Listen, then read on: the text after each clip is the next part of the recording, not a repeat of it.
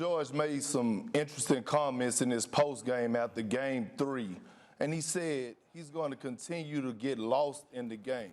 Yeah, you lost all right, because nobody can find you. Nobody can find you right now.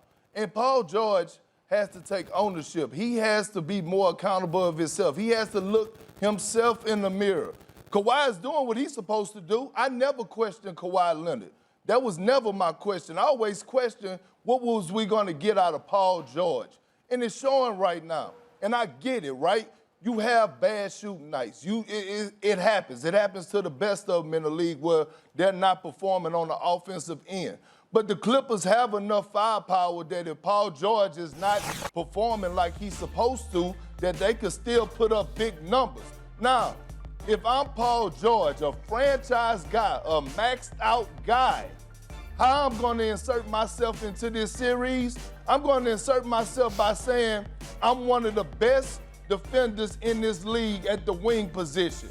We have a problem with stopping a 21-year-old stud in Luka Doncic. I'm going to take ownership and I'm going to lock him up. I'm going to pressure him 94 feet.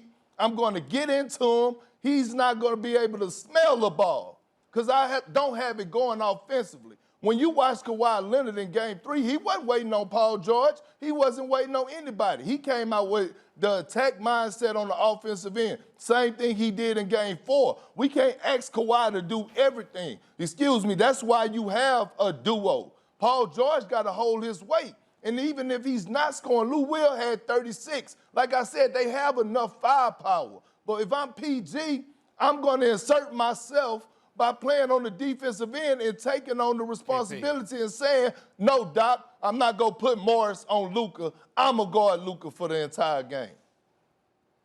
Okay, what I'm saying to you is this. I think you're absolutely right offensively.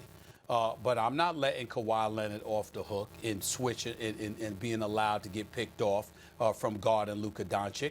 Are you doing that? Are you saying that? Listen, I have no problem with Paul George or Kawhi Leonard guarding Luka Doncic. I understand because they both are stalwart defensive players. But the flip side to it is that everybody and their mother knew that that ball was going to be in Luka's hands for that last play. How the hell do you let yourself get switched off and for Reggie Jackson to end up on Luka? I mean, are you saying that you're not mentioning Kawhi for that? No. I'm not saying that, Stephen A. Because look, we all look at what happened in the last play and we say that's what cost them the game, and rightfully so. But it was a first quarter, it was a second quarter, it was a third quarter, it was a fourth quarter. Luka didn't score his 40-plus in that last possession. He had 40-plus throughout the game. And when you watch the game, it was the Morris twin that was taking on the responsibility of picking him up full court. Paul George should take that on. That's all I'm saying. Kawhi should have switched out? Absolutely. Just like LeBron did when they played the Clippers the start of the bubble, when he guarded Kawhi and switched out on PG and then let him get a shot. Kawhi should have done that. He know that. I think Kawhi, you could tell in his body language in his post-game interview. I'm not saying that. All I'm saying is throughout the course of the game, PG don't have it going. The Clippers have enough firepower offensively that PG, you can insert yourself because you're one of the elite defenders in the wing position in the league, and y'all have a problem with a 21-year-old killer in Luka Doncic. Take on the responsibility. Look, Paul George saying he wants to lose himself in the game is both why he's great and the problem with Paul George. He wants to make the right basketball play and everything, but sometimes, and he's a very good team player because of that, but sometimes you got to impose yourself. So I agree with you, Perk.